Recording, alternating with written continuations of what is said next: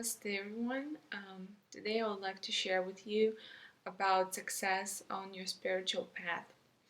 A lot of people have been asking me that how do I succeed on my spiritual path, or they don't feel any difference, they don't feel like they're being successful with their spiritual practices and they don't see any results. So I just decided to share with you my experience with that. So, first of all, um, what is success, right?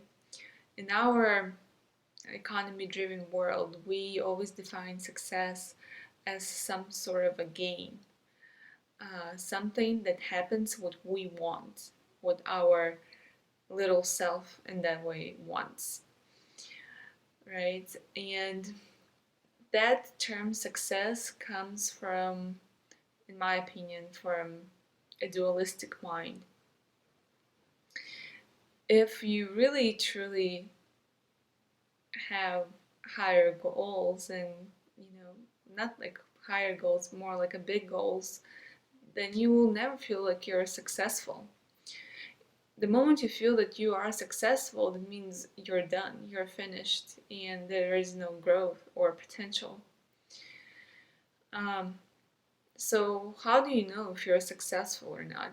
Well, spirituality or spiritual path is kind of doesn't go well with this term of success, I must say, because success is only about the material world.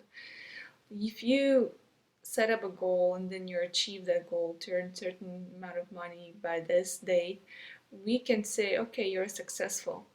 In spiritual world, you cannot set up a day and time and say, okay, for the next month, I'm gonna be enlightened, and then if it doesn't happen, then you're not successful. Or if you didn't enlighten this lifetime, you're not successful. So first of all, I would say eliminate this word success from your vocabulary, at least when it comes to your spiritual path.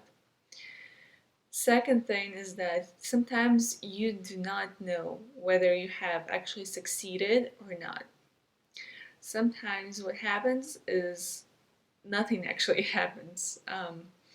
You may not see any results for 5 years, and after 5 years on a certain day you might just wake up and feel completely different, completely renewed as a person. um, it really depends on a lot of things, and for example, like your karma, because the same practice every person experiences in a very, very different way. Mm. So it's best to not compare yourself in that sense to others, because how do you know whether you're successful? Again, success comes from normally when you start to compare your experience with the experience of others. So, for example, if you're doing certain practice, we're talking about regular practices. If you're doing your practice like once a while or whatever you feel like doing it, and it's best not to be surprised why is it not working, right? But if you're really regular with your practices and you feel like nothing is happening, then you start asking other people. Sometimes we do this, right? Well, how how was your practice?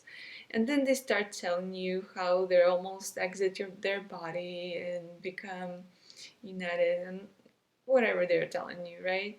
You start to think, well, why is it not happening to me? Why I didn't experience this? Or it could be even like a silence meditation. A certain person experienced this and another person experienced completely different, and you start to compare yourself. So this is a very, very bad idea and very kind of like self-sabotaging route to go. So sometimes it's actually best not to ask those type of questions. So when we do experience like really, really frustration that we're not getting something out of the practice, it's actually, again, it comes from dualistic mind that you want to get something, right? This has come from the economy-based program that we've programmed since our childhood. If you work hard enough, then you will get the results. And let's say if you're doing your practices for many years and you feel like you're just not getting anything out of this, well, this is actually a good thing, because there will be the time for you to reflect upon your program as this economy-based program, that you have to get something out of this. What is there to get out of this life? What are you gonna get? You have to realize that there is nothing to get out of this life except the experience that you can generate any experience from within. The only thing we're all gonna get is the grave. So that's kind of like how it is. But anyway, so just stick to your sadhana and don't think about what you're gonna get, what you're not gonna get, whether you're successful, whether you're not successful. This is just the thoughts. This is just all our dualistic mind that constantly wants to get something out of something. We want to get something of our work. We want to get something of our sadhana. We want to get something of our relationships. We just we just always want to get something. But we really rarely do something in the way of being service without really having any expectations. We rarely work just for the sake of working without having any expectations. We rarely put our whole soul into the relationships that we have with people without trying to get anything out of this.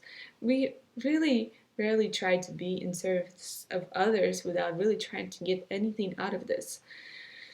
So that's kind of like why I went with a bigger topic, but this is what I see, and whether you get something out of the practice or you don't get out of the practice, you know, it doesn't really matter. Just do the practice.